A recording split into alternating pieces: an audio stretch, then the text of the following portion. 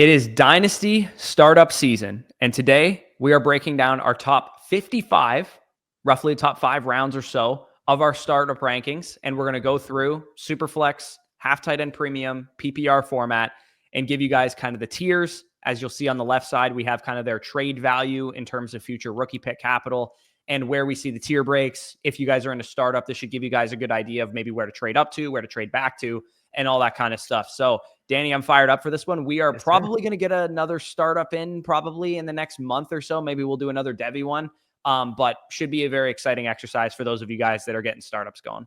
Yep. Like Corey mentioned, we are fired up. We are ready to go. We've brought you our rookie rankings. You guys have been clamoring for the fact that you want to see what our top 50 look like, our top 55 look like. So we had to give you guys these startup rankings. And to no surprise, let's go right into the first tier. 4+ first rounders. If you guys have done a startup this offseason, done startup mock drafts with us this offseason, you'll know that there's a pretty consensus top 3 overall picks. In any order, typically it's about the order that we show on the screen here. But Josh Allen, Lamar Jackson, and Jaden Daniels have separated themselves from the pack in Dynasty. Yeah, I would say the only difference that you might see is you might see Daniels go ahead of Lamar, or maybe Daniels even go first, just because go one a couple times. Yeah, if you're in a room where you feel like you can build out a nice rebuilding kind of roster or whatever, it's not the worst idea to take Jaden Daniels maybe over Allen and Jackson, just because they're like 29 years old at this point in time. So regardless, I mean, do we have to make any cases for these? We can just move on to the next here. It's Allen and Jackson are literally top 3 locks every single year at the quarterback position. These are super flex rankings. So of course, quarterbacks who hold value like this and produce like this, 25, 24 point per game type of production, you are going to be feeling very good about them. And then of course, Jaden Daniels, with what he was able to do as a rookie, is now ascending into this tier. Me and you were a little bit lower on Jaden Daniels coming out of college, but we always recognized that this was the ceiling, that he could be the future 101 in startups, the future top 3 startup pick that he is currently in startups, because he came out as a rookie and posted 21.5 points per game at the quarterback position, which is very, very difficult to do, having a top 5 season like that fresh out of college. Yeah, absolutely. I mean, he was a needle-moving player, obviously goes second overall last year, lived every bit up to that expectation.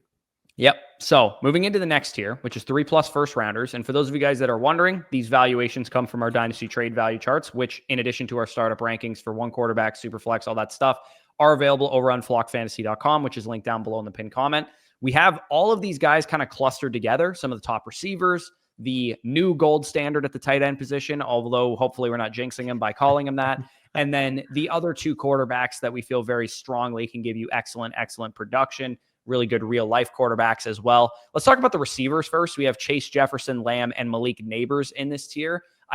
We've had this discussion before. I did at one point have Nabers above Lamb. And to Danny's point, you did say that I should probably move him ahead of Jefferson if I'm going to do that. And I simply couldn't. So I moved him behind Lamb. With Lamb, Jefferson, and Chase, you're getting 3 to 4 years of top 5, top 6 redraft projection at this position. And that is worth a lot in Dynasty, especially the way the quarterback market is right now, where you feel like maybe in the 3rd, 4th, 5th round of a startup, you can get a couple capable quarterbacks. It means a lot more now to have a Jamar Chase, a Justin Jefferson, and CeeDee Lamb than it did before. Because before, you guys, maybe when you first started following us, there was a clear top 10, 12 quarterbacks. And if you could secure 2 of them, you were at a major advantage over your league mates. But the quarterback position is a little bit more concentrated in Dynasty, to the point that unless they're needle-moving producers, super young players, or both, it's pretty hard to say that they're going to be cut above that like quarterback 11 through 22 range. Yeah, that's kind of what it's come down to these last couple of years, whether it's young guys, like, your Bo Nixes. Obviously, we'll talk about a couple of young quarterbacks in the next tier. A lot of young guys have really stepped up to the plate in terms of their valuation. And some of those old elite quarterbacks that we had valued in the first couple of rounds a couple of years ago, they're now getting older. They're easier to acquire via cost. So it's made it to the point where now you're in the round 5, round 6 area, and you're still getting even a guy at quarterback 22 that you can trust to be a quarterback 2 in your lineup. So like you said, different philosophy with how Dynasty startup drafts are approached now compared to even 2022 and 2023. But like you said, even though we don't have Jalen Hurts in the top 3 tier here, he would be our next quarterback via consensus. My 7, I believe you have him about 4. Yeah, fourth overall startup player for me. And then right after that, top tier. And then, like you said, you have him at 7. I mean, production wise, he's going to give you exactly pretty much what Josh Allen and Lamar Jackson and Jaden Daniels are going to give you. I guess the difference for you, not really for me, because I have him right after those guys, I'm assuming is just like his ability to hold value as a real life player, I would imagine is the difference. Yeah. I just view a different tier of talent with those guys. And also, not to mention, he had comparatively a down year compared to what we saw these last few. If you want to make the case he's the clear 4, I think that's fine. I do have the 3 wide receivers ahead of him. But for me personally, that next tier would actually be the 3 wide receivers and Jalen Hurts. Yeah, and a down year for what it's worth for Jalen Hurts, 21.3 fantasy points per game and the quarterback 6. We know what it looks like when he has a big year, which was 25 point per game type of He was a 25.6 point producer, and he was the quarterback 1. In Dynasty, I feel like the Eagles coming off of a Super Bowl win are going to feel real nice this year. And if Saquon Barkley doesn't nearly, torch the league on fire like he did last season, Jalen Hurts will probably have a much better season passing wise. But we really don't know. Passing volume and Jalen Hurts, obviously, tush push wise, is still going to give you a lot of rushing touchdowns. But 18, 23, and 22 passing touchdowns is nowhere near what even Lamar is giving you, and definitely not what Josh Allen's giving you. Yeah, I think that was the main, again, it's a gripe. We're talking about a top 7 overall startup player. You're not going to find many holes in these profiles, but the reason why he wouldn't be in that top tier as well, like you said, if they do end up banning the tush push, how does that affect his overall touchdown output on the ground? And the other factor is in terms of outside of Lamar Jackson, like realistically with the Eagles passing volume that we saw last year, it needs to take another step up for him to get back to that 22, 23 level. So those minor concerns are more than the no concerns we have with those other quarterbacks. Yeah, 18 passing touchdowns and 2,900 passing yards is like pretty bad passing production that you're getting out of Hurts. He makes up for it with 14 rushing touchdowns and 630 on the ground, but he does need to have, if he does have a 30 passing touchdown season or something, he's going to be a monster for fantasy. And we all kind of recognize that, which is why he's my 4. Chase, Jefferson, Lamb, do we even need to really describe these guys? They're the best receivers in the league. They get 200 plus targets damn near every single year. 2 guys with legitimate near 24 PPR point per game seasons. And 1 guy who is widely known as the best receiver in the league with Jefferson. Like, you're getting between 18.5 and 22 points per game a year with him. Yeah. Those guys are pretty self-explanatory. Nabers is in this territory, closing out the receiver discussion, just because he is very young, very productive, and extremely, extremely talented. The dude he is literally the best wide receiver in the history of the prospect model. Going into last year's rookie drafts, it was Harrison, but I did tune how the prospect model was graded, and Nabers actually came out ahead for that reason. And Malik Nabers just had like a 33% target share as a 21-year-old. Like, that's absurd. And Jackson Dart, we have no idea if he's going to be a good quarterback. Russell Wilson, blah, blah, blah. Malik Nabers is just that dude, man. He's just that good. I think that situational short-term stuff will not matter 2 to 3 years from now. And we're going to be taking Malik Nabers in the first round of redraft leagues for the next 10 years. Yeah, I mean, he's just such a safe projection. If you're in a PPR league, you're getting a guy that quite literally on a target per game basis was up there with Triple Crown Cooper Kupp. Again, I'm glad you did make the adjustment in your rankings. As much as I do love Nabers, it would be incongruent to have him ahead of one of Lamb and not Jefferson. But I would say the other counter to that is if you do prefer Nabers over one of those guys, he should be your wide receiver 2 or wide receiver 1 in Dynasty. And that's why he's in this tier. If somebody said he's my wide receiver 1 in Dynasty, my wide receiver 2 in Dynasty, I don't think it's outlandish. Yeah, like to give you an idea how absurd Malik Nabers' rookie season was, he had 18.1 PPR points per game, better than Chase's rookie year with Joe Burrow and better than Jefferson's rookie year with Kirk Cousins. That's how good Malik Nabers was as a rookie. Yeah, no, absolutely absurd. He is my 11th overall player. Again, we'll talk about the 2 players that didn't make this tier that I actually technically have in my top 10, but we'll close this off with my guys that I have ranked at 9, 11, and 12 respectively. We just talked about Nabers. We'll talk a little bit about Brock Bowers, and then we'll make the case for Burrow because I think it transitions nicely to the next tier. Yeah. Bowers is the one that we probably need to explain ourselves on just a little bit, just because Bowers is a tight end and people probably don't love taking tight ends this high, but these are half tight end premium rankings. And Brock Bowers, as great as Trey McBride is, as great as maybe some of these rookies and Sam Laporta are, 153 targets as a rookie tight end. Yeah, he's like undoubtedly the best tight end in the league already. And he just got a quarterback upgrade in Geno Smith for the short term. We don't know what's going to happen long term there, but for the short term, coaching upgrade, quarterback upgrade. And Bowers was the best tight end prospect that we've ever seen and did this as a rookie. You want to hear an absurd stat? Again, keep this in mind. A lot of these stats, 16 game seasons, whatever. Contextualize that. However, as a rookie in 2024, where do you think Brock Bowers' total targets rank all time at the tight end position? Probably top 3. He is the number 4 most targeted tight end of all time, and that was his rookie year, and now he's getting a quarterback upgrade. Like, the only guys that have out-targeted him in the span of a season, again, keep in mind, these guys did it in 16 games, so 17 versus Bowers, take it for what you will. 16 games, Tony Gonzalez, 154 targets. 16 games, Tony Gonzalez, 155 targets. That was in the 2007 and 2008 seasons. Zach a 10-year veteran in the NFL, by the way, at that point in his career.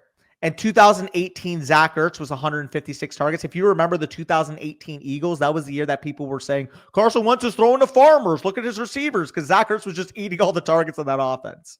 Yeah, no, and for Bowers to do that at 21 years old is insane. It's absolutely insane that he did that at 21 years old. So that's why he's up here. He is a full mid-first round pick, more valuable than any tight end in Dynasty. He had more targets as a rookie than Travis Kelce has had in any single season of his career. Insane. Absolutely insane. Yep. No necessary conversation there. You mentioned Burrow is in this tier. We have some disagreement on Burrow. I have him at 5. You have him at 13. He's in this tier for me. It's just I have 2 other guys also in this tier. That's the difference. Right. So I'll make the case for Burrow because he is at 5 for me, and then we'll transition into the next tier, and you can make the case for the next 2 guys. Joe Burrow is at 5 for me for the simple fact that he threw for 43 touchdowns, and I think he's at least a top 3 quarterback in the NFL at this point in time. And unlike, say Mahomes, who we'll get to in a little bit, there's no reason to think that he's not going to continue to produce at a super high level like this. Chase is locked up long-term. T. Higgins is locked up long-term. Burrow is locked up long-term. Their defense still isn't very good. This is going to be bombs away in Cincinnati for the next 3 to 4 years. And for me, I look at Burrow as again, he doesn't run like the other quarterbacks we've talked about already, but he's pretty much the safest passing projection that you are going to find at the quarterback position. 4,500 plus, 35 plus touchdowns for the next 5 years at least. Yeah, I agree. From a production standpoint, if you had to pick one quarterback in the league next year that you'd feel most confident throwing for 4,500 yards, throwing for 40 touchdowns, I would say it's probably Mahomes. Number 2's maybe Allen. Yeah, Burrow, you meant. Sorry, you said Mahomes. Sorry, Burrow, sorry. Yeah, not Mahomes. We'll talk about it's probably Burrow. If we had to put betting favorites on passing touchdown, passing yardage leader, it is probably Burrow. Correct. So I think from a production standpoint, he is deserved to be in this tier. And very well, if you wanted to take him over the 2 guys that I have ahead of him, I'm not going to bark back. The reason why I have those 2 guys as high as I do, Caleb Williams, 8th overall in my rankings, Drake Maye, 10th overall, is a lot more pro those guys than anti-Burrow. The reason being, I think Caleb Williams is in the single best situation, maybe outside of Jacksonville, which we'll talk about with Trevor Lawrence in a second. Obviously, adding Hunter, adding Liam Cohn, very, very good situation in its own right. But Caleb Williams was a franchise quarterback prospect, legitimately a guy that we were comparing to Patrick Mahomes, Kyler Murray level playmaker, guy that was in the conversation with the Andrew Lucks, with the Joe Burrows, with the Trevor Lawrences in terms of all-time quarterback prospect. That guy just got the best offensive mind in the league, much improved offensive line, and I would argue the best weapon score in the league. Like, realistically, from a receiving perspective, you have DJ Moore, you have Rome Odunze, you have Luther Burden, you have Colson Loveland. The investment into playmakers on the outside is what gets me so interested with Caleb Williams. And people might be watching this. Well, Caleb Williams had such a bad rookie season. And I think maybe based off the expectation that he would step in and be a top 5, top 10 overall quarterback, yeah, he didn't live up to those expectations. But objectively, if we're calling a rookie season terrible, when a rookie quarterback had 3,500 yards, 20 passing touchdowns, 6 interceptions, ran for almost 500 rushing yards as well, 489 rushing yards on the year. If you just blind resumed that on really any rookie quarterback we've seen, that would be considered an above average season. But the fact that it's Caleb Williams, people kind of let that expectation that he'd be instantly one of the best quarterbacks in the league based off what we saw from Jaden Daniels really affect our mind. I still think that level of talent's there. I'm willing to be aggressive in Caleb Williams, and I'm all in because, quite frankly, if he lives up to the expectation I have for him with this context of this offense, I think he has the opportunity to be a top 3 overall startup pick next year. Absolutely. I'm right on the same page with you there, but the key word that you used is if, and that is why I cannot put him over Joe Burrow, because Joe Burrow is already there. If Caleb Williams had a season like Joe Burrow just had, we would think that Caleb Williams is the 101 in Dynasty. Yeah. And I don't think that Caleb Williams has shown enough to tell me in the NFL, not as a prospect, in the NFL, that he can be anywhere near as good as Joe Burrow. So that would be the difference for me, is that I can't put him over the proven commodity, because the downside risk for me with a guy like Caleb Williams is, let's say because he has all these great weapons around him, it's not like the expectations have gone away for him. He's now expected to do it again. And if Caleb Williams has 24 touchdowns, 7 picks, takes another 60 sacks or whatever he did last year, doesn't look like a franchise quarterback still, then he's probably a 4th-round startup pick. See, I don't even think he'd get that low, and B, that's literally what he did as a rookie, and the situation just got so much better. But what if he does it again, is what I'm saying. And then I'd have to change my tune, but quite frankly, if he does what he did as a rookie in a much improved situation again, yeah, that's a concern. I just don't think there's a real possibility that happens. I agree with you. I think the weapons core has improved the offensive line, but it is a lot of moving pieces. Yeah. The weapons are not proven yet. We might think they were talented prospects and stuff, but they're not proven. Or it's not like he has, like, to me, Jeff, I would rather take in a vacuum Chase and Higgins over the entire weapons core of the Chicago Bears, because I've seen Chase and Higgins be dominant in the NFL. Yeah, and I think that's reasonable. Again, I just have such a belief with Caleb, with Ben Johnson, with those weapons, that I'm willing to overlook maybe some of the downside concern. Because when I'm looking at, I don't think Jared Goff's an overly talented quarterback, but Jared Goff's a quarterback that had 37 touchdowns and 4,700 yards last year. So, like, if we're getting a guy that we think has top 5 in the NFL level talent upside in the Jared Goff role, and I would argue, quite frankly, you're comparing the Chicago Bears situation that they have now versus even the Detroit Lions situation last year. They're pretty comparable with what Ben Johnson has to work with. Yeah, I think that proven dude like Jahmyr Gibbs, St. Brown, and Laporta are probably better. But again, I'm not going to argue with ceiling on you. Caleb Williams by midseason this year could be the 104 in startups. Like, I get you on that. I'm 100% there. For what it's worth, we can move on to Drake Maye in a second here. Danny has Caleb Williams 8th overall in his startup rankings. Again, these are super flex rankings, which is why they're so high. Experts on the Flock Fantasy site, 16.65. I'm at 15. So I'm even still a little bit higher than the rest of the experts on Caleb Williams, but Danny is leading the Caleb Williams charge for sure.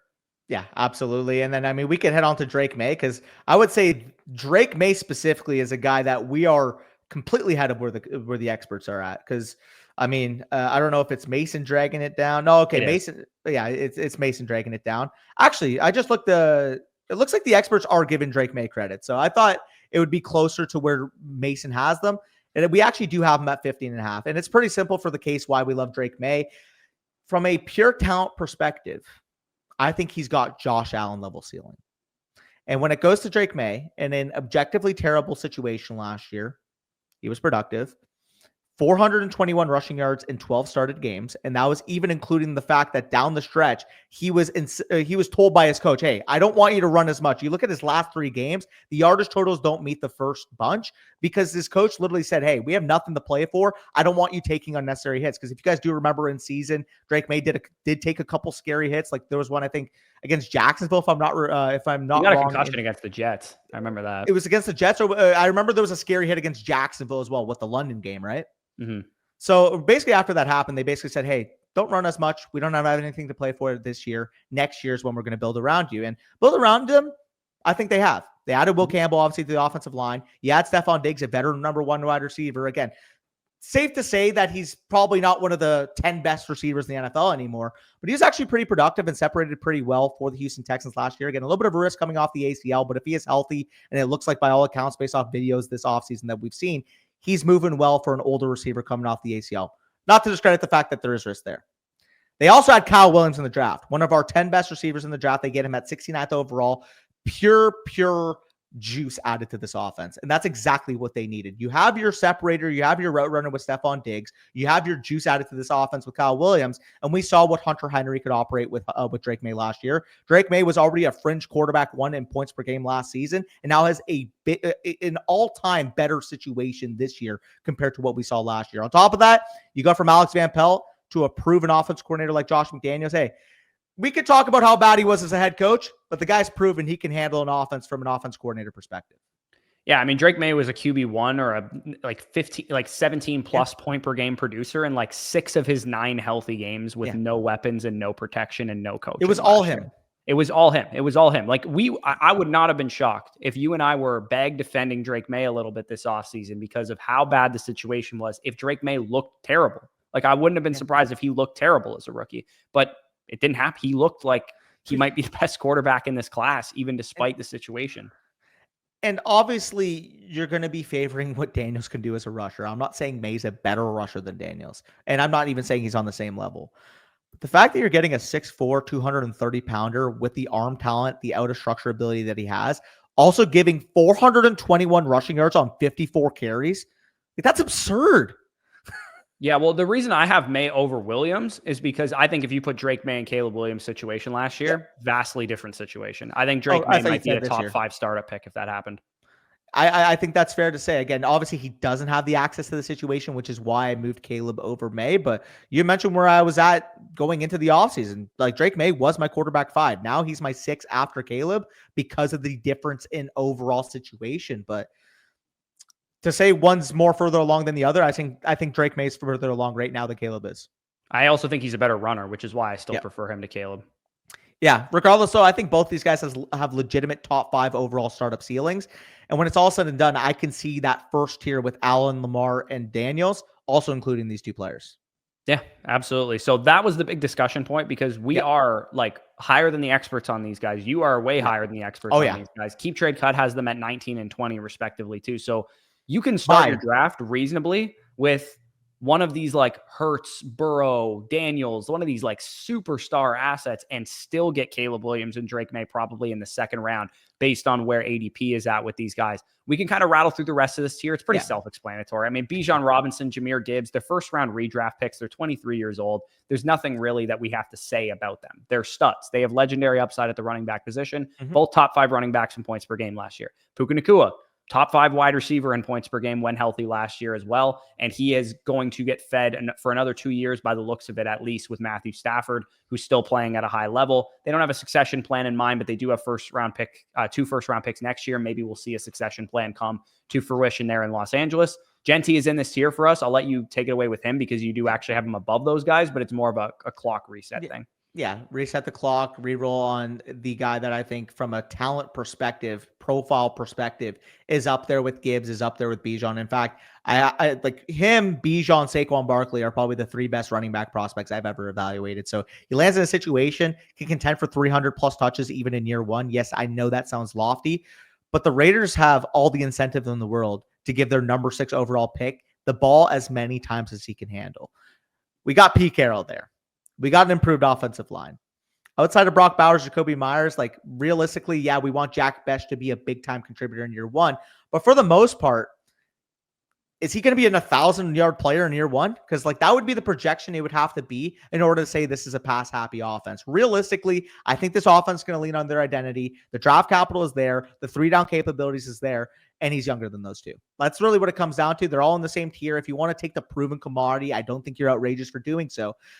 But there's a 0% chance that Ashton Jeanty doesn't hit at the next level, in my opinion. So I'd rather get ahead of the curve.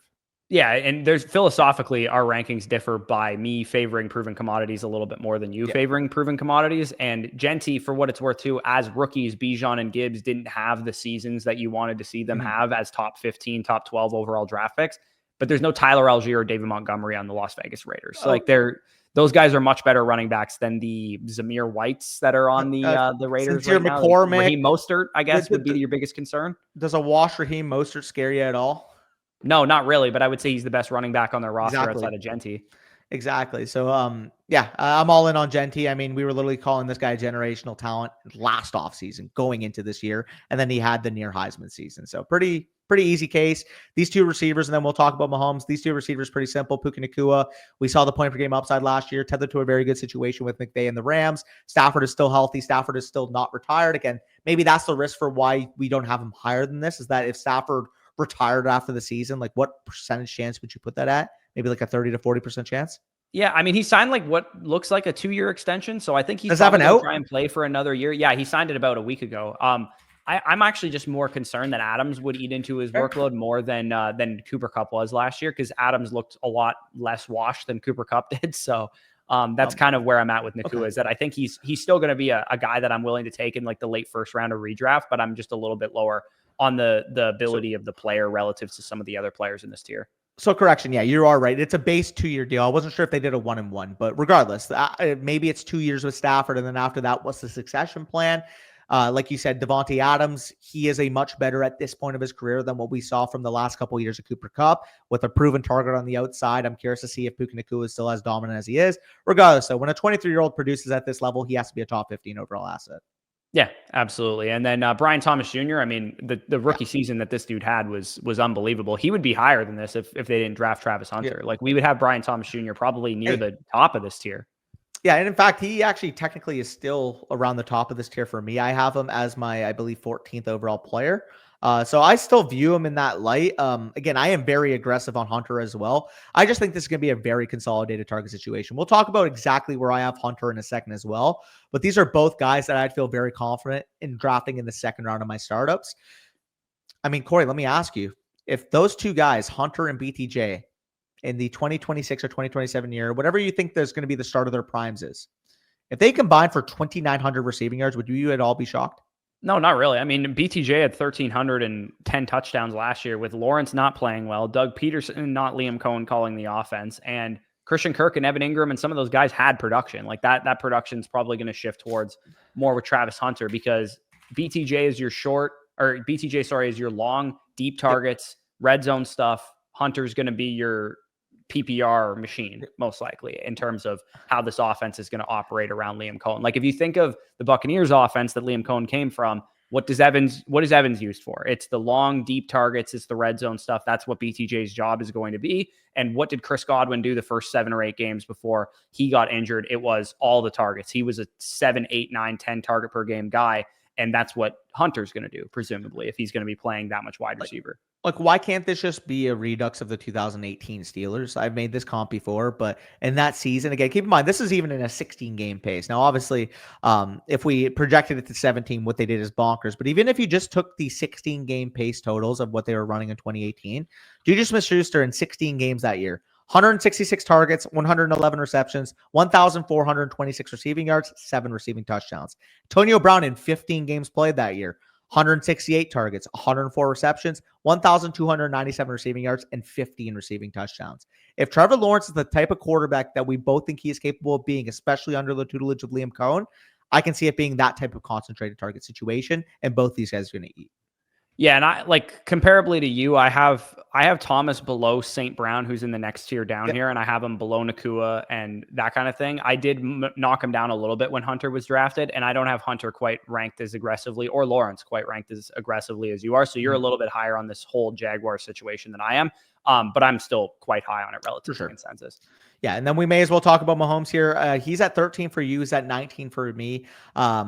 I mean, we'll make the case. Obviously, the case for him is he's the best quarterback on planet Earth, and he has all of the value retention that you could possibly ask. The question that I have is, does he have the ceiling to get back to the levels of being a top 5 overall startup pick? I do. I think he does. I'll make the case for Mahomes because some people might be thinking he should be way higher than this because in 2022, he had 41 passing touchdowns and 5,200 yards with Juju Smith-Schuster as his number 1 wide receiver. And obviously, Kelsey was a stud that year. I think the way that the Chiefs offense has gone the last 2 seasons has been, let's preserve leads, let's run the football, let's play good defense. Their defense, the credit card bill's catching up. They're going to have to start paying these Trent McDuffies and all this kind of stuff. I think their defense is still going to be good, but I do think that the potential worst 2 seasons of Mahomes' next 5 years in a row have just come. Like, I do think he's going to bounce back. Think about last year. All that went wrong in that receiving core. Kelsey looks washed. Worthy's a rookie. Rice gets injured. Marquise Brown didn't play until the playoffs. Like, I think the situation now where Worthy's going to his second year, Rashee Rice is coming back healthy, Marquise Brown is healthy. They draft Jalen Royals, who both of us liked in the draft. Kelsey is still there. Noah Gray is still there. I think the pass catching weapons as a whole just ran very cold for the Chiefs last year. And they pivoted to what they needed to do, which was run the football with Kareem Hunt. Pacheco, their starting running back, got hurt as well. And just play good defense. They weren't a very high-scoring offense. Mahomes only threw 26 touchdowns and 3,900 yards. He was bad last year. He was quarterback 11 points per game, and it didn't even feel like he was that good as a Mahomes manager in the Flock League. So with Mahomes, I think he's just in for a bounce-back season, and because he's Mahomes and everyone knows he's the best quarterback in the league, that'll recuperate some of his value. So I'm actually a little bit higher on him than you. I still have him over both of the young guys, Maye and Caleb Williams. I recognize the ceiling is just not comparable with those young guys versus Mahomes. But again, this is me kind of conservatively projecting the downside risk and the fact that I think Mahomes will bounce back. Yeah, and I guess it's just comparably different where you have these vet quarterbacks, right? Because if you have Burrow at 5, it makes sense why you'd have Mahomes at 13. I have Burrow at 12, so it makes sense why I have Mahomes at 20. Obviously, when you're taking the discrepancy difference, 8 versus 8, I am a little bit concerned because if he doesn't have a 35 touchdown, 4,500 yard year this upcoming year, and they do rely on their defense and they do rely on their run game, he's going to be 30 years old, and he hasn't had a big time leverage changing productive season since 2022, like you said. So that's my concern. If he doesn't have another productive season this year, where are we valuing Mahomes? Like, the only case for him at this current point is that he's Mahomes and he'll bounce back. But if he doesn't, which is my case for him essentially. But if he doesn't bounce back, where's the market going to hold him? Well, he's going to be where Justin Herbert is now, because that's what Justin Herbert has been, which is more of a game manager, not really the passing type. But the NFL is kind of cyclical, this whole too high thing that Mahomes can't get any deep plays off. I think that's going to change this year with his weapons healthy. And I really think it would have changed last year if everybody had stayed healthy. Yeah, and I think that's the concern. The only aspect too that scares me is the fact that like current Herbert is also 26 years old. Yeah. Oh, of course. Yeah. But like the pass volume will be there for the Chiefs versus what it is with the Chargers. I rank Mahomes over Herbert. I agree. I'm just saying if it's not there and he has another 28 touchdown quarterback 11 season, like, yeah, it's more just philosophically, do you believe the Chiefs will run through their passing game this season with better weapons? Like, to me, Andy Reid has proven that whatever is working best for him is what he's going to roll with. And if this passing weapons core looks good to you on paper, and it appears it does for all of us, we're drafting Worthy high, we're drafting Rice high, we're drafting, shots on Kelsey and Marquise Brown still, even at this point in their careers. Noah Gray, baby. Best. I think that they went run heavy, game managery, play good defense out of necessity last year. And that could be a degree, but we could just go on to the next tier because I'll make the case for why I would take these elite receivers over Mahomes. It's simply at their position right now. Nico Collins, Amon St. Brown, and you also have Drake London here. I think Drake London would be right after those guys for me, but I still have him technically in the tier. He's just at the end of this tier, and we'll mention Travis Hunter in a second as well, but I also have him sandwiched between Amon and Drake London at 21. I have Amon at 20. I have Drake London at 22. And correction, I don't have Mahomes at 20. I have him at 19. So apologies there. But really, when it comes down to is how do you value a 20 plus PPR point per game receiver versus a back end quarterback one? Because that's what I view it with Nico, Amonra, and Mahomes, compared to each other. I have Mahomes split the difference between them, but I do feel like they have to be viewed similarly because I think the advantage that Nico Collins and Amonra give you at receiver is bigger than the advantage that Mahomes gives you. The reason why you'd put Mahomes in that tier is because of the value retention he has. Yeah, and like I said, I think that Mahomes will be ranked as a top 6 to 7 redraft quarterback for me this year. Yeah. Like, I will peg him for a bounce back. It's more that I believe that he's going to bounce back than it is value. Like, value retention obviously matters because he's Mahomes, but I actually just think he's going to have a much better year this year. So that's why I have him ranked where I do. St. Brown, Collins, and London are all top 16 picks on Underdog. So they're young receivers with really high projectable ceilings this year. And St. Brown, he loses Ben Johnson, but of all the Lions pass catchers, he's definitely going to be the least affected by that. Nico Collins was like a 20 point per game producer when healthy last year. And Drake London took the step that we all thought he was going to. He's like 23 and a half, 24. Quarterback upgrade with Michael Penix. When Penix was in there, they showed a good chemistry together too. So I think all three of these guys, if you wanted to take them over Mahomes, that's totally cool. In fact, I have St. Brown ranked over Mahomes. Yeah, and again, I have Nico over Mahomes. I also have Nico over St. Brown. I guess the case for Nico simply is I do feel like from a talent perspective, he's a top 5 to 7 overall wide receiver talent in the league. And if we do believe CJ Stroud is going to take the bounce back in year 3, he is a clear number 1 X receiver for CJ Stroud. That's what it comes back to for me with Nico Collins. I think the safer projection aligns with Amon St. Brown, given the sheer volume that we've seen there. But if you had to ask me who's more likely to finish as the wide receiver 1 in fantasy, I would say Nico has a much higher likelihood of that than Amonra. Yeah, again, I just don't frankly care that he has a slightly higher ceiling when St. Brown's like a lock for 18 to 21 points per game. I think that kind of goes back to the fact that there's a reason why I have CeeDee Lamb over Jefferson. There's a reason why you have Jefferson over CeeDee Lamb. It's kind of a similar case, but like downgraded to a certain point with Nico versus Amonra. I'm the conservative ranker. You're the aggressive ranker. That's what's coming down to in this. I'm the gambler. Yes, let's keep this moving along. The two Yep. quarterbacks we have in this range, we can quickly mention Bo Nix and CJ Stroud, both 25 years old and younger, both very productive rookie seasons. Stroud obviously didn't have that great of a second season, but injuries to his weapons core, bad offensive line play. I'm not going to say here that CJ Stroud's going to look like he did as a rookie. It's possible he has some growing pains with new offensive line pieces and new weapons and stuff, but I love what they did and adding Jaden Higgins, adding Jalen Noel, adding Christian Kirk around him. And then Bo Nix obviously runs a little bit more than Stroud, so that's why you give him a little bit of the edge. I do have him ranked over Stroud. And he got a little bit of an upgrade to his offensive situation with RJ Harvey being added, Evan Ingram being added. They did take a third-round receiver on Pat Bryant, who we're not super high on, but it is a team investment by the Broncos. I wish they would have drafted. I'm sure they would have, to be honest. If Emeka Egbuka had fallen to them at 20, I bet they would have drafted him.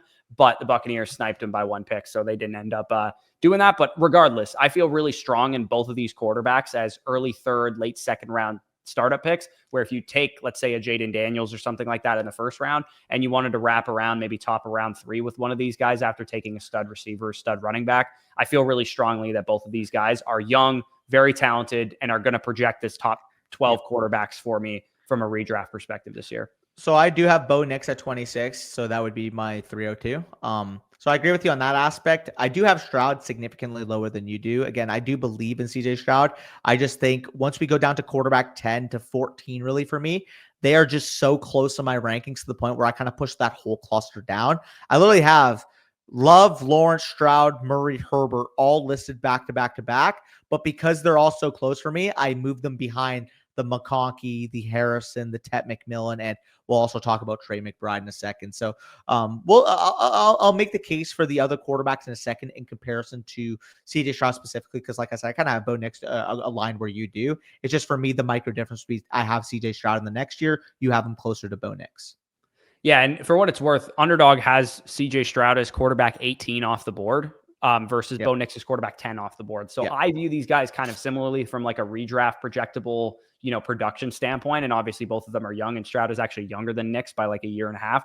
It's just, for me, I think Stroud is going to have a bounce back year given what they added. I liked the Iowa State receivers. I liked, obviously, of course, I like Nico Collins. I think he's going to look more like his rookie season than he's going to look like his second season. Yeah, and I think that's reasonable. Again, I'm baking it in the fact that I just love like the quarterbacks comparatively, and when we'll talk about all those guys in a second, but I think we could just wrap this off with the 2 running backs and the 2 receivers here. First and foremost, Travis Hunter. Like I said, I have him actually ahead of Drake London. He's sandwiched between Amon-Ra and London for me at 21. So I honestly would have all those receivers in the tier above, to be honest. That's how I view it. But given the consensus, they do fall a little bit here. Travis Hunter, I think, has best in the world level upside. It's just the fact is, how quick does he materialize into that, and how much defense does he play? Yeah, and Harrison to me is kind of a similar projection where like you are betting on the upside with both Hunter and with Harrison, and kind of living with some of the downside risk that Hunter could play defense more and Harrison didn't really look that great as a rookie. So both of these guys are just, we feel good about the projection. That's why we're still ranking them high, but they are lower than, some of the guys ahead of them because of the downside risk in both cases for both players. Yep. And then the final 2 here with Devon Achane and Marvin Hampton. If you wanted to re-roll into the rookie, you could take Hampton. Obviously, Achane, what he's able to do with that speed, with his fit in the scheme with the Mike McDaniel offense. He feels like a very, very strong top 5, top 6 overall running back projection this year. I mean, you could check his overall ADP on Underdog, but 18, which is a value. He should be a first round pick to me.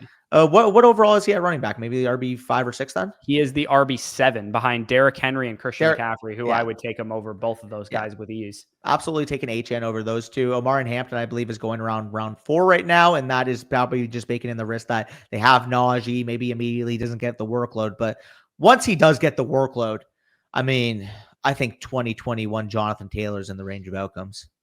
Yeah, it's definitely possible that he could have a season like that for sure.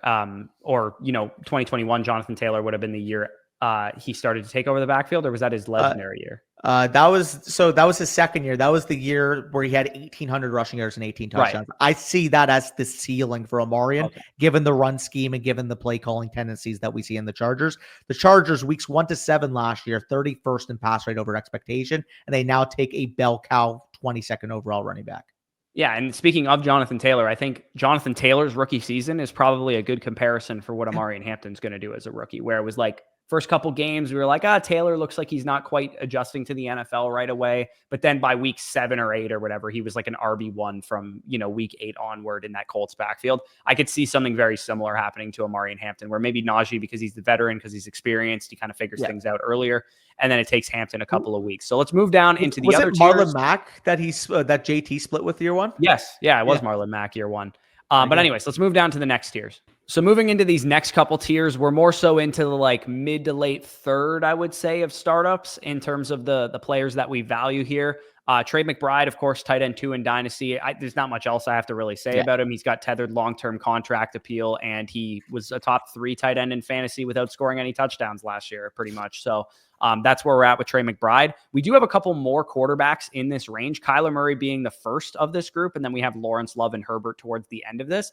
Kyler has rushing upside. Obviously, he has not played at a high level for the last couple of years. He's kind of like the Marvin Harrison of quarterbacks, where you're just betting on what the upside can be. And he can, like, would it shock us right now if Kyler had a great year and he was quarterback 4 in points per game and he became, a top 2 round or top first round, even late first round, early second round startup pick yet again? No. But would it shock me if Kyler had another bad year and the Cardinals traded him? No.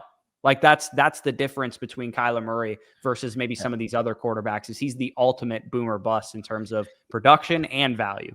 Yeah, it just kind of sucks because the overall touchdown upside that we saw in his second year, where he was the quarterback 3 in fantasy, where he had 381.74 points in 16 games. For reference, he had basically 73 less points in 1 more game played this past season.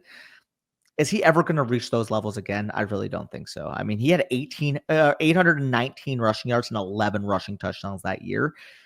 If he's not going to give you elite top of the line rushing production, I don't know if he has the passing stability that other guys do in this range. So for me personally, that's why I've downgraded Kyler. On top of that, he is, after this season, maybe he has another year where he's quarterback 9 to 12. He'll be 28 years old after this season as well. So if he's not going to get back to the level of rushing we saw from early career Kyler, we either need A, Marvin Harrison to develop into one of the top 5 receivers in the league this year, B, Trey McBride to take an even further step, where he's been a guy who can give you 1,100 receiving yards this year. He would literally need to take a Travis Kelce type of step, 1,500-yard type of receiver. Or C, I don't even know what to see. I think Kyler's just got to run more. Yeah. He's 3 years removed from the ACL. Like, you need, and this is why I'm optimistic on him. I think Harrison year 2 is great. McBride, another year in the system, another year with Kyler is great. Yeah. Ultimately, I think the thing that pushes me further higher on Kyler than you is that I think he will run this year more, because he is now 3 years removed from an ACL tear, essentially, and 572 rushing yards and 5 touchdowns last year is good rushing production. But if you look back at his games and, the games that he ended up rushing more in, it was more towards the end of the season where he started to rush more attempts and whatnot. So again, Kyler is really risky. Like, I'm not going to sit here and tell you that Kyler could not bottom out and become a 6th round startup pick this time next year because he got traded to the Raiders or something like that. Yeah. I just think the upside is still there for him, and I feel optimistic about the Cardinals offense. Yeah, I think it's fair. I downgraded him a little bit because I'm slightly less optimistic on that regard with you. He would be in the middle of this tier, or actually at the back end technically, because like I said, Jordan Love, Trevor Lawrence, CJ Stroud, Kyler Murray, and Justin Herbert. The biggest difference is you were very much higher on CJ Stroud and very much higher on Kyler Murray than I was. Yeah, and Kyler had 8 of his 17 games last year where he was a 20 point per game scoring quarterback. So he gives you spike weeks still. It's just, he's got to be more consistent. I think Harrison being more consistent, McBride being able to score touchdowns, that stuff will all factor in. And of course, we need him to run a little bit more closer to like his 2nd, 3rd, 4th seasons in the NFL before he suffered that injury. McMillan, McConkey, AJ Brown, Smith, and Jigba, they're all just young receivers. I mean, AJ Brown, not so much anymore. He's just very productive. Smith and Jigba, great season this past year. Top, 17 in points per game. Lad McConkey had 1,000 yards as a rookie tethered to Justin Herbert. You guys have heard a lot of our thoughts on Tyrell McMillan and rookie videos, but essentially he went to a really good landing spot. I've heard some people talk about exactly what Bryce Young does well as a quarterback, and Tyrell McMillan, I've made the comparison to Noah Fafita. of Bryce Young being a very souped up version of Noah Fafita, and Noah Fafita was his high school and college quarterback, Teteroa McMillan's, and Bryce Young is basically just a way better version of that. You get Tet McMillan crossing routes, red zone stuff, being able to high point the football. Bryce Young is very good at those type of throws. Yeah, exactly. And Dave Canales, where does he come from? Tampa Bay with Mike Evans. Yep, with Mike Evans, but also with Chris Godwin. I think we could see a varied usage of Tet McMillan when he's in the slot, getting the type of route diet we've seen from Chris Godwin, especially given his yak abilities. But when he's lined up at that pure X position, I mean, you can't teach 6'5", 215 pounds, I believe he weighed in at. Yeah, 219, and he has like 4.5 speed. He also, Canales came from Seattle with DK Metcalf. He's not as fast as DK Metcalf, but you can deploy him in the red zone and, work him downfield the way that you did with Metcalf. Again, A.J. Brown, self-explanatory, very productive for the Philadelphia Eagles. Same goes for Saquon Barkley, rushed for 2,000 yards last year. I don't know. We have to really explain much. He is older, though. He's 28 years old, so we can't really rank him much higher than this. You don't want to be drafting guys like Saquon Barkley until you've seen 2 to 3 rounds of ADP, so you know which direction you want to go in a rebuild or a contending window. Like we have talked about staying flexible through the first 2-3 rounds of a startup so that you can decide based on what the room is doing if you want to go rebuild, if you want to go competitive. And that sometimes does leave me and you to not draft the super, super high end contending assets that go in round 2, round 3, round 4, because we want to stay flexible through the first couple rounds. And that might mean that you and I don't end up with a guy like Saquon Barkley very often in a startup because we would rather wait till we have more information and take other competitive running backs later down the board. Yeah, exactly. On top of that, with A.J. Brown, I don't think he has quite that 20-plus PPR point per game ceiling, considering what we've seen in terms of the overall volume with the Eagles. And while Saquon Barkley absolutely does, I mean, this is just the case we've made for Christian McCaffrey the last couple of years. If he does have a year where he misses time or he slightly declines, like look where Christian McCaffrey's market value is at. In fact, he's not even in this top 55. Yeah, he's worth 2 first rounders, which is why he's in this tier. It's just, are we gonna am I gonna draft Saquon Barkley in a startup over Jackson Smith and Jigba? Probably not. Like I'm gonna take JSN because he allows me to stay flexible throughout my startup. Lawrence, we've kind of already touched on. We love the Jaguars situation. We think he's going to take a step forward with Liam Cohen, Hunter, and Thomas. You won't find a better wide receiver duo under the age of 24, especially than those two guys. And then Jordan Love and Justin Herbert. Jordan Love is got an upgrade at wide receiver with Matthew Golden. Healthy now too. Healthy now. He was banged up most of last year. He had a very, very good first season as a starter for Green Bay 2 seasons ago, where he was like a top 6 quarterback in fantasy points per game. But he got injured. What was it? The first game in Brazil? He started getting injured at the beginning of last year. Like he's been banged up all season, and he got Matthew Golden in the draft. Yeah, he got injured at the beginning of last season, literally in the first game in Brazil, like you said, against the Eagles. Missed the next 2 games, had a huge game against the Vikings, 54 pass attempts, 4 touchdowns, 389 passing yards. We did see the gambling nature of his game. We did see a lot of times when it looked ugly, it looked freaking ugly, but he also, from an efficiency perspective, really cleaned it up at the end of the year. And I do think with an added receiver, more weapons on the outside, and him just being fully healthy entering the season, he was the quarterback 5 in 2023, and he's 26 years old. Can he get back to 2023 Jordan Love? Because if he can, I think you're getting quite the value here. At what point in the startup early 4th round, probably you're going to get him. Most likely. What would that be? Yeah, early 4th round. 36 would be the first 3 rounds. So yeah, early 4th round. Yeah, and here's the other thing too. This is how you know he wasn't healthy. He's not going to give you much on the ground, but 250 and 4 touchdowns isn't nothing. That's what he gave you in 2023. Mm-hmm. He rushed for 83 yards last year because he was not healthy at all. 3.32 yards per carry versus 4.94. Yeah, so that's the issue. The one guy that I disagree with in this tier is Justin Herbert. And it's not because I don't think Justin Herbert's one of the best 7 to 8 quarterbacks in the league. It's that Justin Herbert doesn't throw the football. The Chargers don't throw. Justin Herbert has like 25 passing touchdowns or less in 3 straight seasons. And he's basically Mahomes, except I don't have optimism about the situation changing because Mahomes has weapons coming back healthy. They can go more pass heavy. We've seen Andy Reid do both, whatever the situation calls for. Whereas Jim Harbaugh just invested in a 1st-round running back after taking an offensive tackle 5th overall over Malik Nabers the year before.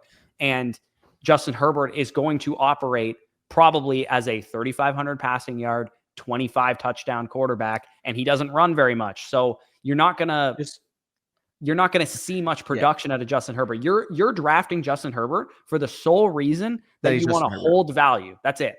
Yeah, and again, it's a very similar case to Mahomes, like you said. The difference is, of course, 3 years of age. I do have Mahomes higher because I do think it's more likely he gets back to his level versus Herbert, given the context of the offense, given the context of the personnel that they have.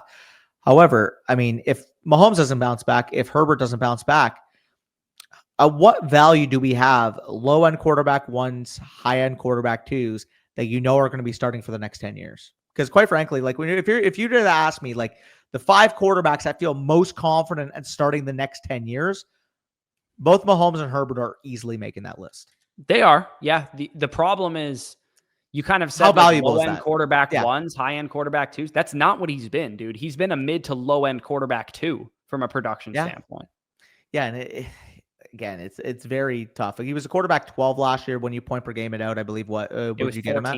Which is, 14. I guess, a high-end quarterback too. But realistically, you're not talking about a difference maker production-wise. Yeah. He's tough to rank, man. He's tough to rank. Very tough to rank. I do think the value retention is there. I don't see him ever not being like a round 3, round 4 startup pick or getting lower than that for that matter. But I also see the case where if he does bounce back like Mahomes, it's probably a top 15 overall startup pick. So he's tough to gauge. And I agree with you. I have him on the lower end of this tier. He is my quarterback 14 in Dynasty, just simply off the philosophy that if I'm going to be ranking quarterbacks in this range, I want the guys that can potentially win me a league this year. Yeah. And it's funny that you mentioned like if he can bounce back like Mahomes. Again, to me, it's what is pointing to him actually doing that. That's why I think both have the case that they have to bounce back. That's what I meant.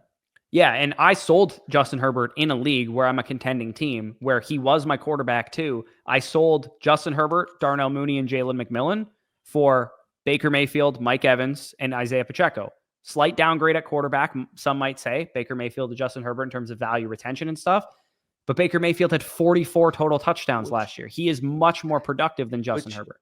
Which, guess what we can do? We can go straight into the mid-first rounder plus tier. You can make the case. Obviously, you just mentioned you have Baker over Justin Herbert. And, I mean, you guys see who else is in this tier. I'm obviously going to talk about my guy a little bit too.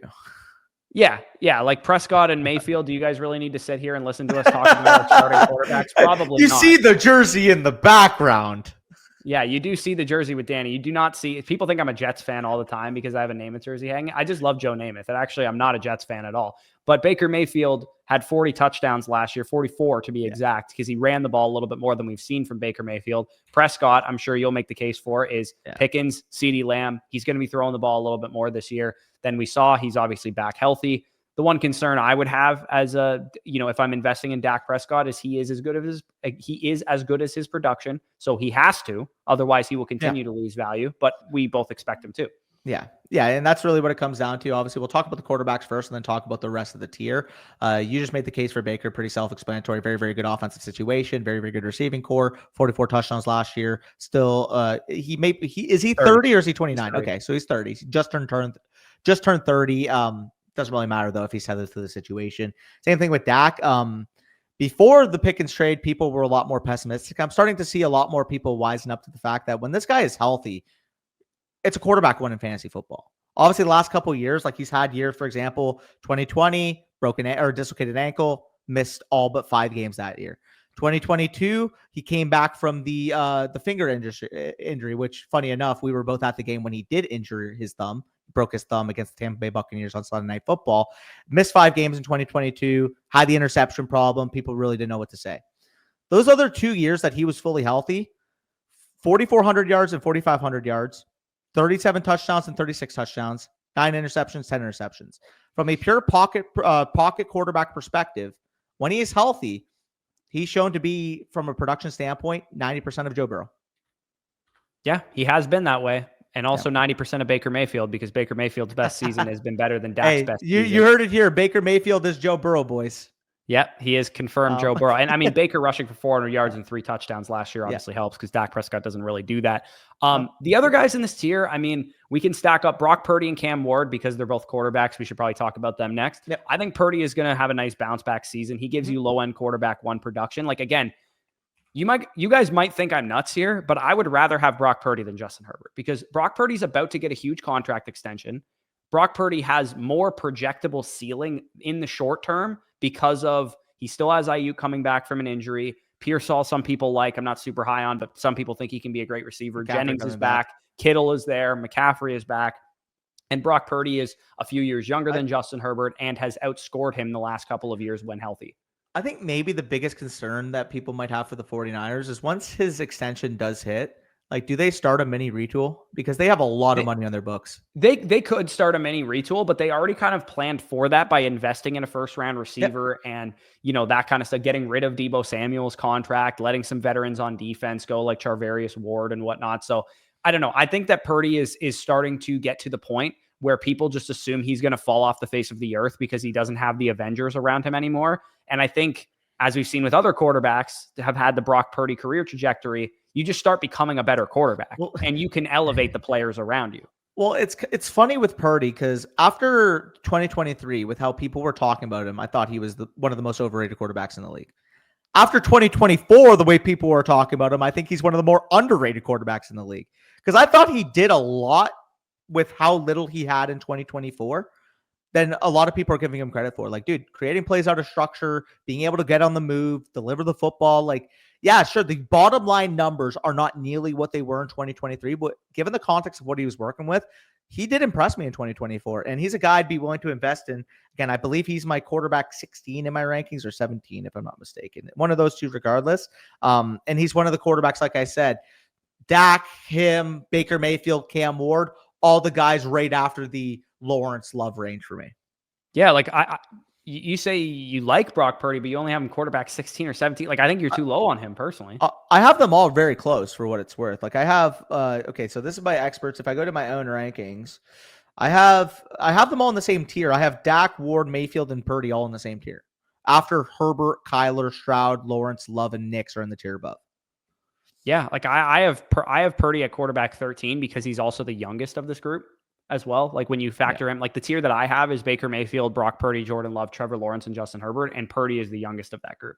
And he's proven a lot more than Trevor Lawrence, and you could even argue Baker Mayfield just over the course of their whole careers. Yeah. And then Jordan Love and Justin Herbert and who's the other guy? Yeah, Jordan Love and Justin Herbert are a little bit more erratic production-wise than what Purdy has been. Consistently quarterback 6 2 years ago, quarterback 10 with half of his weapons going down last year. He also added like 350 and 5 on the ground last year too, which was an upgrade rushing-wise. Yeah, I mean, like I said, very, very close range for me. If you wanted to argue him at the top of this year, I think that's reasonable because he is young. I just think specifically, I mean, Ward gets first overall capital. Baker, obviously, what he did from a production standpoint. I really do believe in the situation from a passing perspective. Another thing, by the way, people are going to be like, well, Brian Schottenheimer's a run-heavy coach. It's like, dude, follow the tea leaves. They traded for an elite wide receiver. They currently have Javonte Williams, Miles Sanders, and Jaden Blue at running back. Cowboys will pass. So Did you just call George Pickens elite? No. You just said they traded for an elite wide receiver. No, I traded for a receiver. I don't know. I might need to check the tapes on that one. Okay, I did not say elite, but if you heard elite, no, I swear to God, you said they trade for an elite wide receiver. They traded for a wide receiver. If that's skewed out of my mouth, apologies. That's not what I meant to say, but they traded for a top 25-ish receiver. That's there better. You go. Anyway. I didn't mean to say elite if that came out. Quickly on Cam Ward, we've talked about him pretty much ad nauseum throughout the draft process, but you're re-rolling on a young first overall pick.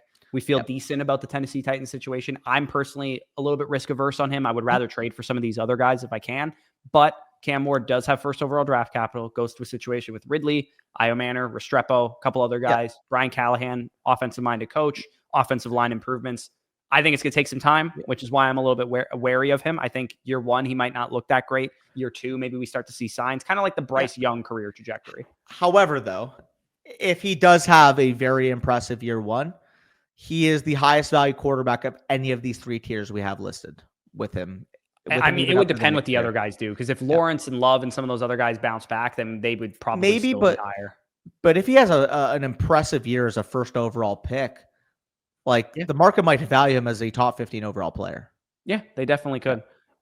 Quickly on the rest of the guys in this tier, and let's move on to the next one. And Henderson. T. Higgins was a top 5 receiver in points per game last year and got an extension to stay with Joe Burrow. Very simple. Garrett Wilson has Justin Fields, which is not great, and we can rope Breece Hall into this one too.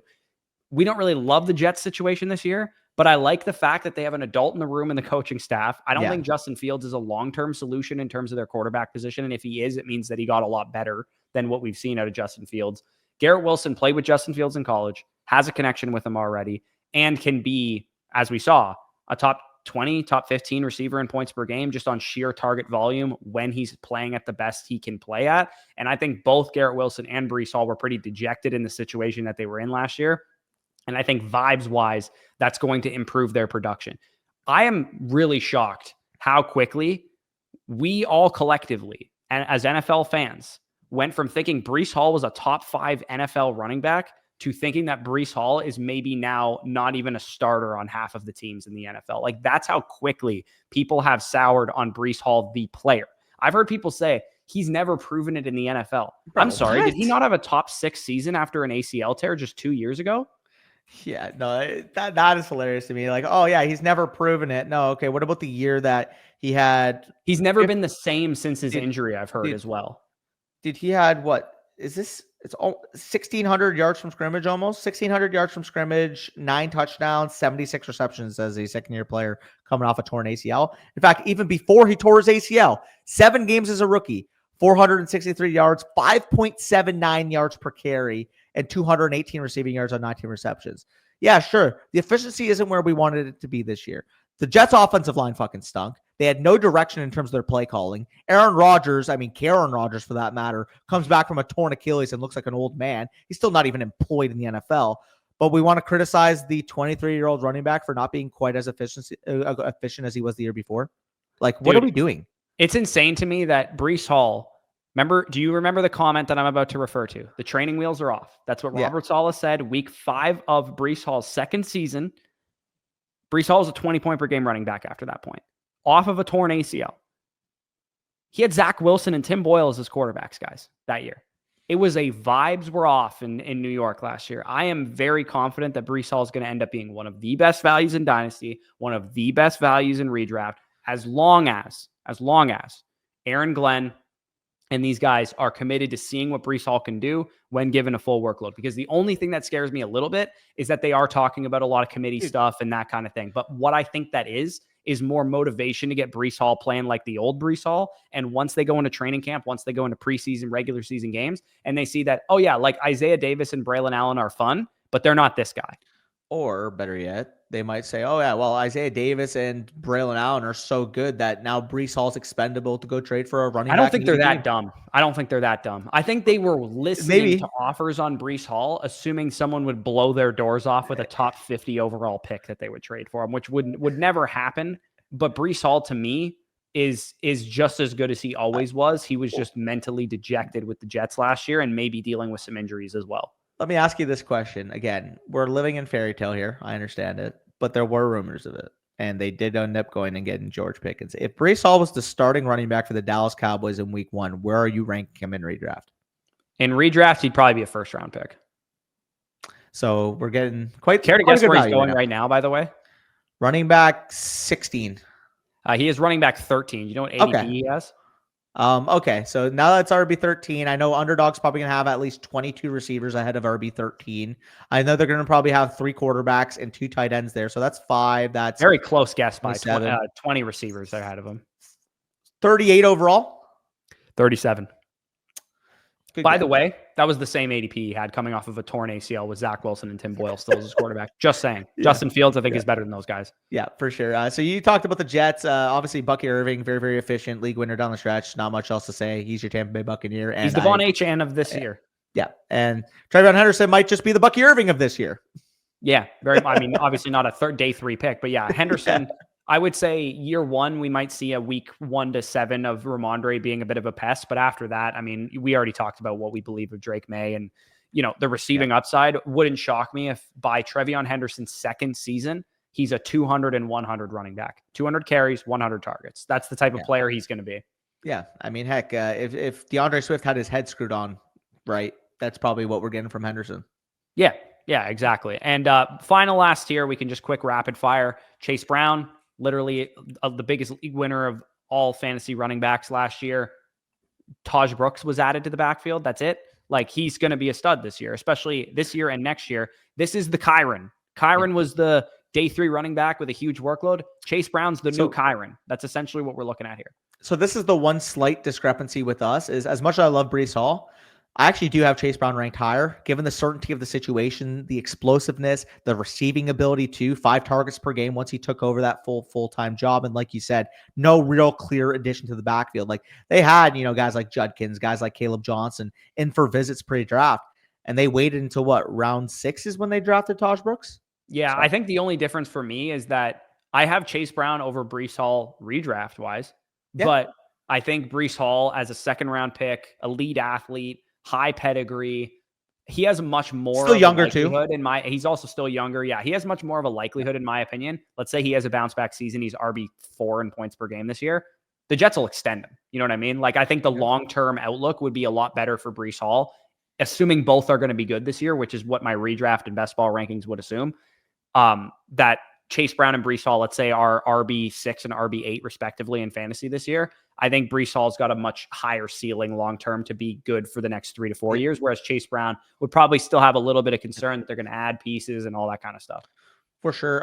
We'll head on to our 107 and 108 in our Dynasty rookie rankings with Egbuka and Quinshon Judkins respectively. And if you guys have noticed the theme, our 107 and 108 are in that tier. Right above that are 105 and 106 respectively. We have in a tier with Henderson and Ward.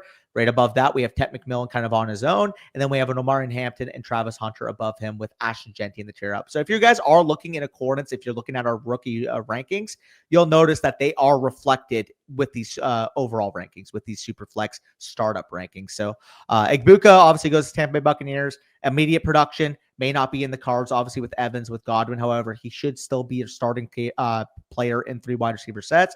We love the prospect profile, 19th overall capital. Both those guys are aging. He has the opportunity to be a top 2 target on a very pass-happy team after this year.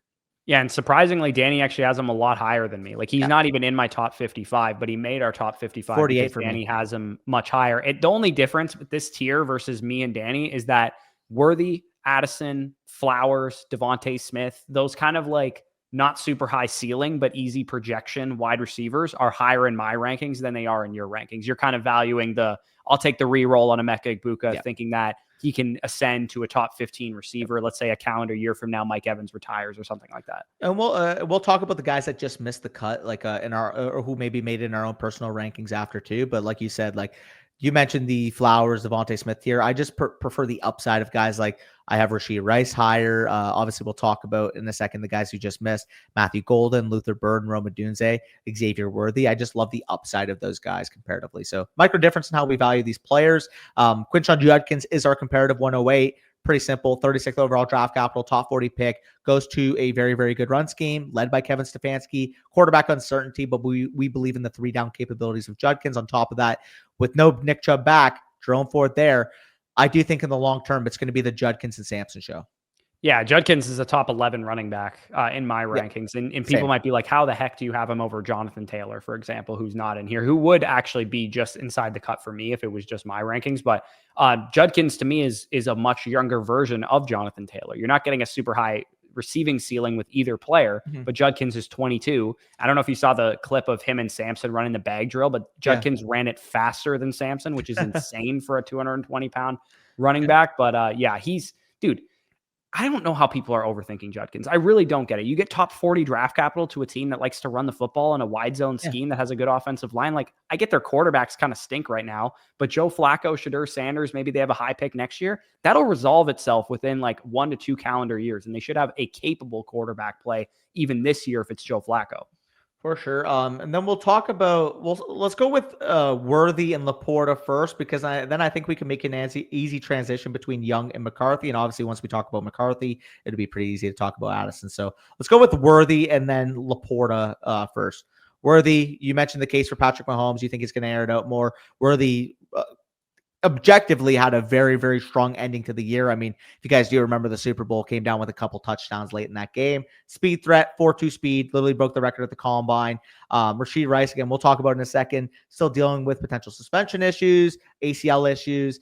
Marquise Brown is technically back, but if I had to wager a guess on who will be the number 1 receiver right off the bat week 1 for this team, it would be the 23-year-old Worthy.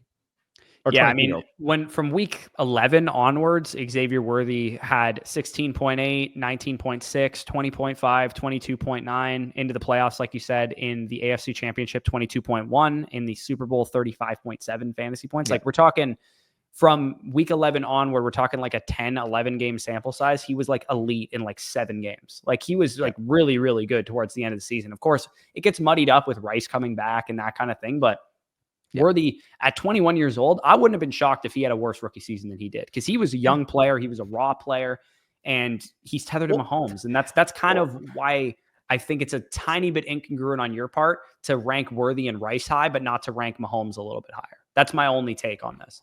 Well, I don't think so. I love those two long term, and like I said, I think once Kelsey retires, it's going to be relatively concentrated between those two. I like, but even Mahomes. if it was, you would probably get really good production out of the best quarterback in the league, wouldn't you think? He's my quarterback 8 in Dynasty. It's not like at the quarterback position I have him low. It's just I value those elite wide receivers higher than him. Yeah, no, that's fair. Sam Laporta, I mean, he's in this tier because he still represents a positional advantage relative to the rest of the tight end position. Obviously, the rookies would probably factor in just after this. Colson Loveland, Tyler Warren, they wouldn't quite make the cut for us here. They are respectively like our 109. Just behind for me. Yeah, they're like 109, 110, 111 in our rookie rankings, which makes sense why they're not in this tier in terms of our overall startup rankings. And if you guys are keeping track too, anybody that's not here, we kind of value as like a 109, 110 type of startup pick or type of rookie pick if you were to trade for them.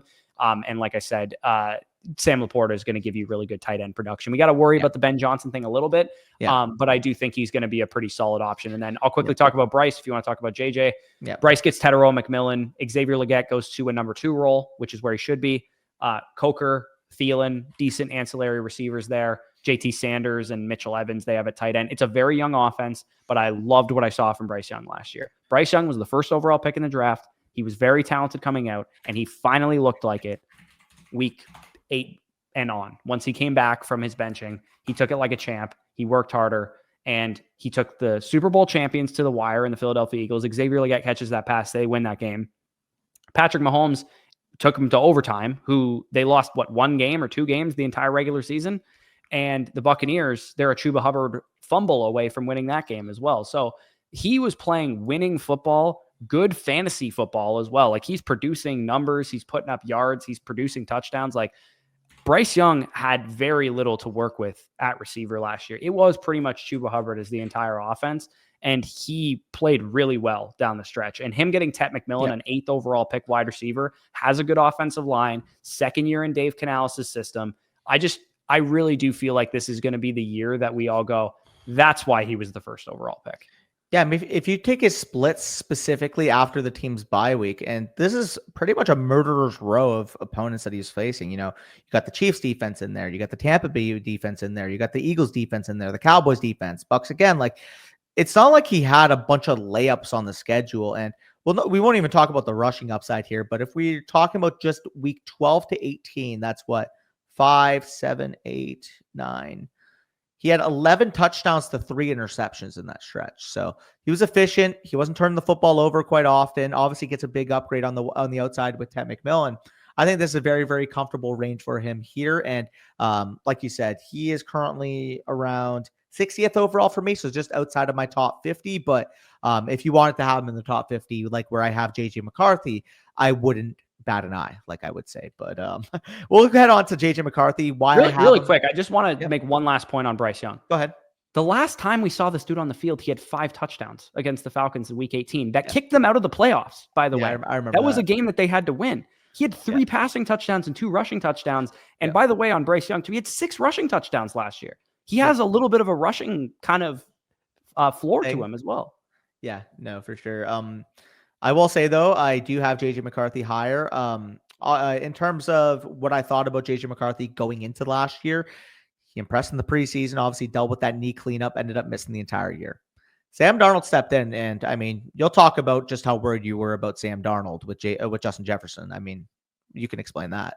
Yeah, I mean, Justin Jefferson made me look stupid. I didn't think Sam Darnold was a good quarterback, and neither did Sam Darnold for what it's worth, except Justin Jefferson just makes everyone good. And maybe Sam Darnold isn't that great of an exceptional quarterback, but you know what Sam Darnold did last year is have a quarterback 9, 35 passing touchdown, top 10 in MVP voting year. Spoiler, I don't think Sam Darnold's a top 10 quarterback in the league. All that points to me is the fact that if JJ McCarthy is healthy, the efficiency, the third down capabilities he showed at Michigan, elastic arm, mobile player, 6'3", 215 pounds, actually weighed heavier than we thought he would at the combine. We thought he'd maybe be, 202 pounds. No, he actually weighed heavier than we thought. If he is able to step in healthy day one, I mean, there's a reason why O'Connell was coach of the year. There's a reason, like you said, with Jefferson, with Addison, with Hawkinson, with a great offensive line, with Aaron Jones brought back. I mean, I mentioned the Bears situation. I mentioned the Jaguar situation. I forgot to mention the Viking situation too, because they are absolutely up there as well. Yeah, no, they're beasts. I would not bat an eye if somebody told me they would rather re-roll on JJ McCarthy than take Bryce Young. I just have seen enough out of Bryce Young. And I mean, you guys follow the channel if you did back in 2023. I had Bryce Young quarterback one in that season coming out over CJ Stroud, over Anthony Richardson, over those guys. Bryce Young was always this good. He went to the shittiest possible situation he could have, and it's only now starting to look better for him. Dude, I'm just getting goosebumps thinking about my boy. Not even just the fact that he went to Michigan, but I could not picture a better situation for JJ McCarthy's skill set. And I do think we see him shine. I mean, if he has anywhere close to Darnold's numbers last year, where is he valued on the market? Yeah, he would be a top 10 dynasty quarterback, no problem. So I think if anybody, let's just put it this way, if anybody's talking about this quarterback range uncertainty when it comes to like anywhere from quarterback like 8-9 after the Drake Maye, Caleb Williams, Mahomes type of territory, because again, those guys could fall out of there. It's just we feel really good about their situations and they're young, and then Mahomes is Mahomes. But like Bo Nix is my quarterback 9 right now, for example. I had McCarthy over Nix last offseason. Yeah, like the 2024 quarterback class period could fluctuate quite a bit a calendar year from now. Daniels is the king of the castle right now. Who's to say it wouldn't be a conversation this time next offseason if Caleb or Drake take a big time step forward? Penix is 6th of that group for me right now with McCarthy just ahead of him. Who's to say one of those guys doesn't rise up the ranks and maybe Bo Nix has a sophomore slump or, whatever the case is. There's a lot of quarterbacks that are good in Dynasty, which is why we've kind of devalued them a little bit across the board here. So we went through our top 55 startup rankings very in-depth here. Go ahead. One more real quick. I mean, Addison's tethered to the same Vikings offense that I just applauded. So yeah, exactly. So some of the guys that just missed the cut, I'll rattle off some for me. Zay Flowers is inside my top 55. Devontae Smith is inside my top 55. Addison and Worthy we talked about were my next rated players. And then I believe Chris Olave is sneakily inside my top 55, as is Jonathan Taylor. So those would be like the final guys for me if it was just my rankings. Obviously, it's a collective of both of our rankings. So we have a couple guys in, a couple guys out. I do have the difference for me is that I have Egbuka and Judkins just a little bit lower than you. But for the most part, this is pretty relatively simple and standard here. Yeah, and the guys that I have in there that missed the cut for you, Rashee Rice at 49th overall, kind of mentioned it. Didn't really know where to bake in because when he was healthy, we saw legitimate mid to high end wide receiver 1 production. But maybe is that conducive of the role? Obviously, he's dealing with a knee injury, maybe suspension. Like if Jalen Royals goes out there in that role and looks very productive, I think the market might actually start souring on Rashee Rice, maybe making claims like, oh, no, he was just a benefactor of him being the slot role in the Mahomes read offense, which could be the case. I do believe he's more talented than that, but I mean, Juju was good at it, so it definitely could be the case. Yeah, so there's a little bit of concern there. Again, I'm willing to overlook it to a certain extent and rank him in the top 50 because of how productive he was. But to say he's a riskless asset, like I've seen people say, oh, wide receiver 19, you're too low. Like he should be wide receiver 13, wide receiver 14. It's just there's way more risk involved than people are letting on there. We mentioned Laporta is actually in this tier in the top 55. I technically do have Colson Loveland and Tyler Warren nipping on his heels. Laporta at 52. I have Loveland at 53, and I have Warren at 57. I also have the rookie receivers and Aroma Dunze with Golden at 54, Burden at 55, and a Dunze at 56, just missing out for me. Yeah, and again, like I said, philosophically, I value those Devontae Smith, Jordan Addison, Chris Olave, know what I'm getting types a little bit more than the upside of an Odunze or of a Rice or of a Burden or of a Golden or whatever. Just philosophically, we're a little bit different on the way that we're ranking those receivers. So we went like an hour and 20 minutes on this territory. If you guys wanted an in-depth look of how you could start your startups, this was probably for you. And if you guys want to, see the rest of our dynasty rankings, we put this much thought and this much debate into top 200s, top 250s. So if you enjoyed what you saw here, the full rankings list would be available on Flock Fantasy, Superflex, 1 quarterback, rookie picks in there, future rookie picks in there. All that kind of stuff is available over there. Our trade value charts, which on the left column, you can kind of see where those values came from, are available on Flock Fantasy, and those are updated as well. rookie rankings, Dynasty rookie guide, all that stuff available too. If that interests you, link down below in the pinned comment, flockfantasy.com. Promo code FSE will get you started, and it'll get you a free team review if you sign up for an annual Mother Flocker package, and a free buy, sell, hold report voucher for both of those things if you want some personalized advice. But like, comment, subscribe if you enjoyed. Peace out, and we'll talk to you soon.